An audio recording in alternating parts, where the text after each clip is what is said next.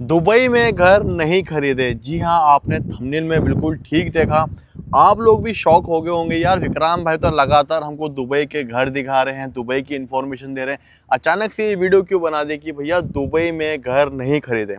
अजय भाई कैसे हैं आप? बिल्कुल बढ़िया। आप कैसे हो? स्वागत है आपका हमारे चैनल में। आज बहुत ज़्यादा एक इम्पॉर्टेंट डिस्कशन हम लोग करने वाले हैं, अजय भाई और मैं, जो कि आपको शायद ये बात पता होनी चाहिए अगर आप दुबई में अपना पैसा इन्वेस्ट कर रहे हैं।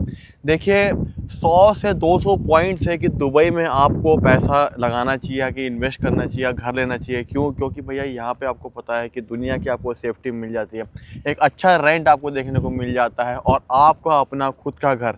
बट कई लोग आपको ये नहीं बताते कि भैया आपको अपना पैसा दुबई में इन्वेस्ट क्यों नहीं करना चाहिए। अगर आपके पास एक लिमिटेड अमाउंट है, यानी कि अगर आपके पास एक एग्जिट प्लान नहीं है, तो आपको पैसा दुबई में इन्वेस्ट नहीं करना चाहिए। बिल्कुल ठीक बोला जी भाई। जी हाँ। तो स्टार्ट करते हैं दोस्तों, हम लोग आपको एक एक पॉइंट आपके क्लियर करते हैं ताकि आपको भी आइडिया हो जाए कि अगर मेरे पास इतना अमाउंट है या मेरे पास ये एग्जिट प्लान है, तभी मेरे को दुबई में पैसा इन्वेस्ट करना चाहिए। देखिए एट दी एंड हमारा काम है आपको दुबई में घर दिखाना और दुबई में घर दिलाना, बट एक अपनापन भी एक होता है, क्योंकि आप लोग घर बैठे हमारी वीडियो देख रहे हैं, हमारी वीडियो देख के आपको लगता है कि यार अपने देश का बंदा है, चलो हमारे साथ कभी धोखाधड़ी नहीं करेगा।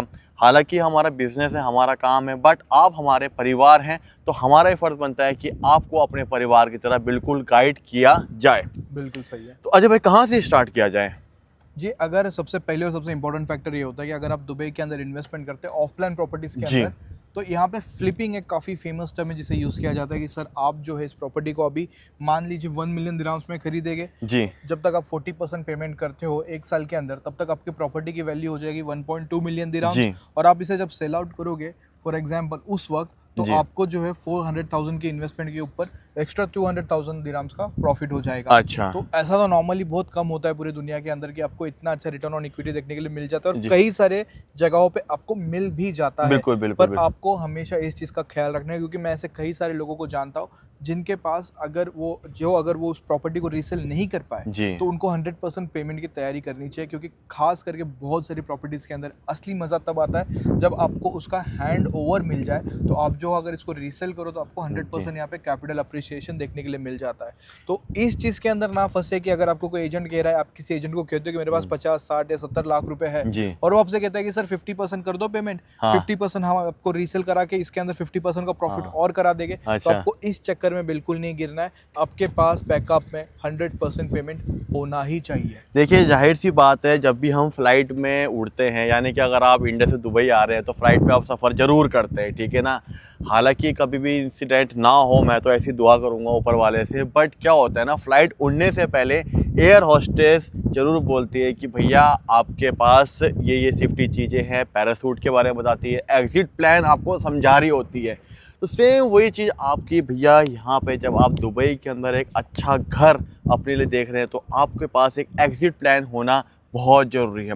हालांकि हम लोग ट्रैवल करते हैं, फ़्लाइट में हम लोग ट्रैवल करते हैं, कभी कुछ ऐसा होता नहीं है, बट कई बार हो भी जाता है खुदा ना खास्ता, you also have to be prepared for any unseen scenario. हाँ। कुछ भी हो सकता है। तो अजय भाई, अगर आपको कोई बोल रहा है कि 1 मिलियन दिरहम की प्रॉपर्टी है, मैं आपको फ्लिप करवा दूंगा, आपके पास अगर 60 लाख का ही बजट है, आप लगा दीजिए, तो ये गलत होगा आपके हिसाब से? जी हाँ, बिल्कुल। मेरा तो यही हमेशा होगा कि 60 लाख रुपए अगर मेरे पास है और मैं जी 60 लाख रुपए है, जी एक्चुअली 60 लाख रुपए अगर हम इंडियन रुपीस की बात जी कर रहे हैं, और जी अगर 1 मिलियन दिरहम्स यानी कि 2.5 करोड़ की प्रॉपर्टी है, जी तो मैं आपको सजेस्ट नहीं करूँगा कि आप इस चीज़ में फंस जाएंगे। जी क्योंकि देखिए एजेंट जो होते हैं हर कोई हमारी तरह नहीं होता। हम प्रो रियल्टर्स हैं, हम जो बेसिकली आपके साथ जब स्टार्ट करते हैं एंडिंग तक आपको घर मिलने के बाद भी हम आपकी पूरी सपोर्ट करते हैं। जी आप उसको रीसेल करना चाहे, रेंट करना चाहे, पर कई सारे ऐसे होते हैं जो आपको ये सारी सुविधाएं नहीं देते। इनफैक्ट मैं कई सारे लोगों को जानता हूँ जिन्होंने एक बार घर खरीद लिया है, और वो एजेंट उसके बाद बुकिंग अमाउंट के बाद उनके कॉल भी नहीं उठाते, कहते कि उठाते, हमने हाँ। बिजनेस छोड़ दिया है, अच्छा। हम घर चले गए हैं।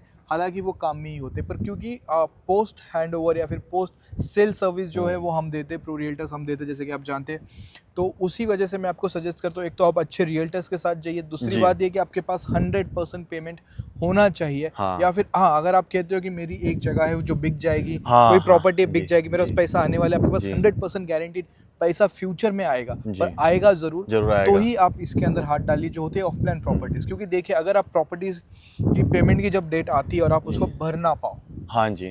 तो बेसिकली एक तो आपको तुरंत आपकी प्रॉपर्टी के साथ क्या होता है मैं आपको वो भी बता दूं। जरूर सो जरूर। फर्स्ट और सबसे इम्पोर्टेंट फैक्टर यहाँ पे जो होता है कि आपको जो है डेवलपर की तरफ से नोटिस आता है। अच्छा। अगर आपको ज़्यादा वक्त चाहिए तो आप हमें कांटेक्ट कीजिए, डेवलपर को कांटेक्ट कीजिए, एटलीस्ट 1 से 2 महीना पहले उन्हें बता दीजिए कि शायद मैं इस बार पेमेंट ना कर पाऊँ, मुझे और थोड़ा वक्त चाहिए। अच्छा। जिसमें आप चाहे तो उसको रीसेल भी कर सकते हो, कोशिश कर सकते हो रीसेल की, और आप पैसे भी जमा कर सकते हो। जी जी। जी देखिए, अगर आप नहीं कर पाते, आप फंस चुके हो जी। कि आपने 40% भर दिए, आगे के 60% आप नहीं भर पा रहे हो, आपको प्रॉपर्टी फ्लिप भी नहीं हो रही है, तो इस टाइम पे बेसिकली होता है ऐसा है कि आपको काफ़ी सारे नोटिस डेवलपर की तरफ से आ जाते हैं। ये जो प्रॉपर्टी है कोर्ट में चली जाती है और इवेंचुअली इस प्रॉपर्टी की नीलामी होती है और जो डेवलपर का जो पैसा बनता है वो ले लेता है। और जो बचा हुआ अमाउंट है वो आपको दे देता है। इसके अंदर मोस्ट ऑफ द टाइम आपका जो है वो घाटा ही होता है, आपका प्रॉफिट नहीं होता है।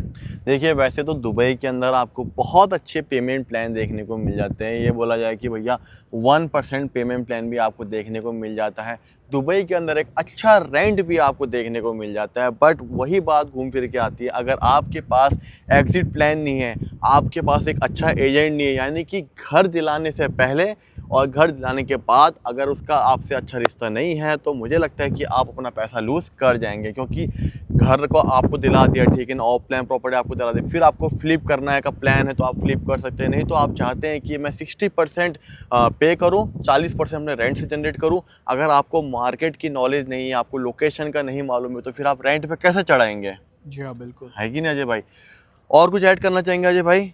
जी, यही सबसे इम्पोर्टेंट फैक्टर होता है कि आप जो है एक पेन और पेपर लीजिए, एक एक्सेल शीट बनाइए, आपके जो फंड्स है उसको ठीक तरीके से ऑर्गेनाइज कीजिए कि आपके पास एस्केप प्लान यानी कि फुल पेमेंट के लिए पैसे है, अगर नहीं है तो होने वाले हैं। अगर होने वाले नहीं है तो मेरा तो यही मशवरा रहेगा कि आप इसके अंदर कभी मत जाइए, क्योंकि ये एक थोड़ी डेंजरस फील्ड है। हाँ, यहाँ पे प्रॉफिट जितने ज़्यादा है, रिस्क कंपेयर टू कम है, पर ज़ीरो नहीं है। कि अगर आप इसको अच्छे से कैलकुलेट करके आपके कदम नहीं बढ़ाते हो तो शायद से आप फंस जाओगे। तो मेरा हमेशा यही सजेशन रहता है। फॉर एग्जांपल, जैसे कि मैं आपको बता रहा था कि मैं ऐसे भी एक बंदे को जानता हूँ जिन्होंने अपनी पूरी ज़िंदगी की अमाउंट जो थी वो एक प्रोजेक्ट के अंदर लगा दी, और वो जो प्रोजेक्ट था उनको उतना मुनाफा उसके अंदर हुआ नहीं, और उनके पास सिर्फ और सिर्फ 40% के पेमेंट के लिए ऑप्शन था। और इवेंचुअली जब उसको बहुत बार रीसेल किया गया तो रीसेल के बाद उनका घाटा हो गया उसके अंदर। जितना उन्होंने डाला था वो बेचारे व्यक्ति ने, उसका घाटा हो गया। और मुझे ये बात सुन के बहुत बुरी लगी, क्योंकि वो एक बेसिकली एक मान लो कि एक नॉर्मल वेज वर्क करते हैं, उतनी अमाउंट जमा करते करते उनकी ज़िंदगी की रिटायरमेंट थी, और उनको किसी ने फंसाया, किसी एजेंट ने कहा। और मुझे बात बहुत बुरी लगी कि आपने उनसे वो पेमेंट करा दिया और आपने कंफर्म नहीं कराया कि आप 100% पेमेंट कर सकते हो या नहीं, और उस वजह से उनका लॉस हो गया। तो ऐसी चीज़ें आप ना करें, आप जो है कैलकुलेटेड रिस्क ले।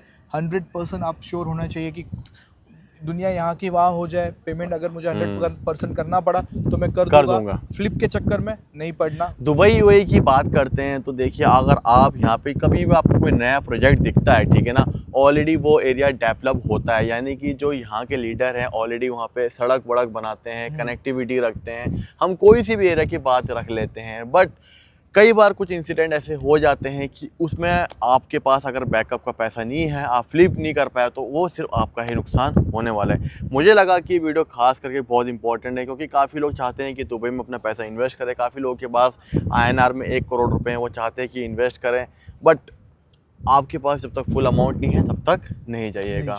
बाकी अगर आपको कोई भी जानकारी चाहिए तो आप हमसे कांटेक्ट कर सकते हैं। उम्मीद करता हूँ कि वीडियो आपको पसंद आएगी। मिलते हैं अगली वीडियो में। टेक केयर, गुड बाय, जय हिंद, जय भारत।